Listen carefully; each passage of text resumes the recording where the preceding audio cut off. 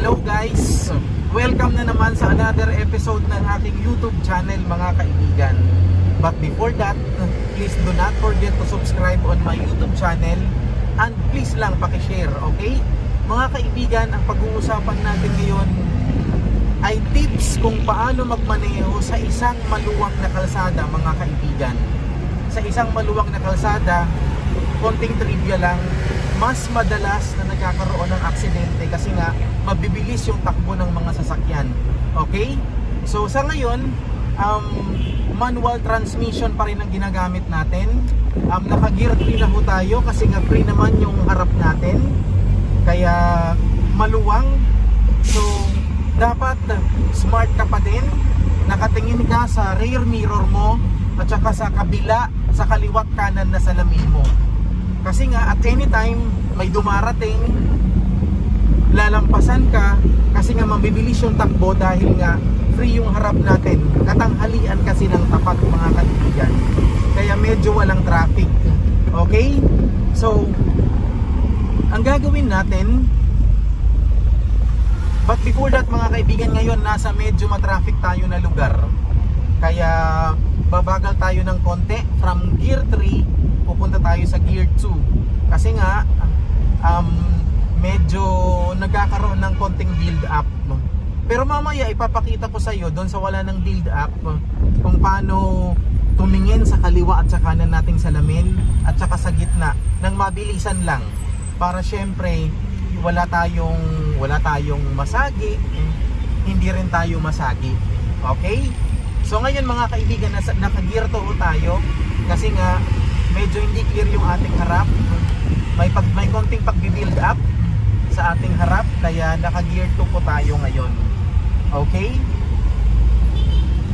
Mabilis lang ho magmaneho mga kaibigan. Ako nga nagsimula ako magmaneho last 2008.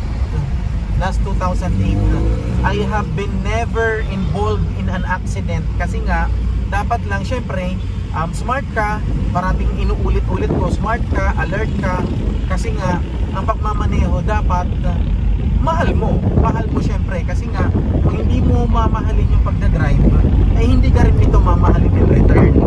Ngayon mga kaibigan, medyo okay na yung harap natin, naka gear 2 pa rin tayo tapos mag gear 3 na tayo. Kung free yung lugar na dinadaanan mo, walang gaanong traffic, titingin ka talaga, or kahit traffic, titingin ka talaga kaliwat kanan sa iyong side mirrors, tapos titingin ka rin sa rear mirror mo kung may kasunod ka. Okay? Importante siya mga kaibigan, especially kung walang gaanong traffic kasi doon nga mabibilis yung mga sasakyan ang ating mga andar. Okay? So yan.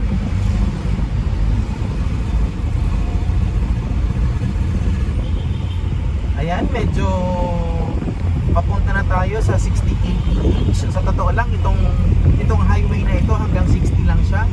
Kasi nga meron tayong sinusunod dito na protocol na sa highway na to 60 km/h lamang.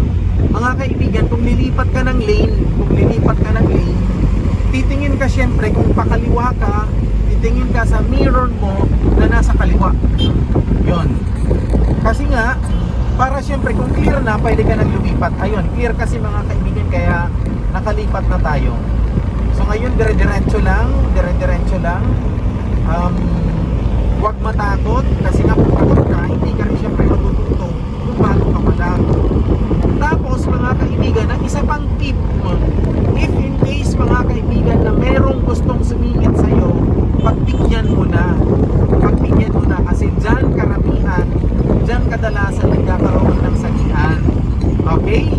So pagbibigyan talaga natin kasi mga kaibigan, lahat naman po tayo makakarating sa ating paruroonan eh. So ngayon clear yung aking kanan, nakatingin ako sa side mirror na kanan natin, lumipat ako ng lane kasi mas clear dito.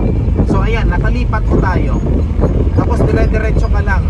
Syempre mga kaibigan, kung lilipat ka ng lane, dapat nakasenyas ka rin ng pakaliwa, kung pakaliwa, pakanan or pakanan.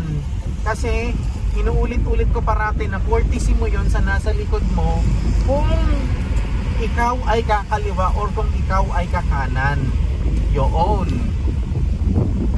By the way, ang ganda ng weather natin ngayon. Galing tayo sa ulan for about 2 weeks. So ngayon hindi na madulas yung mga daan. Okay? So yan, dire-diretso lang mga kaibigan.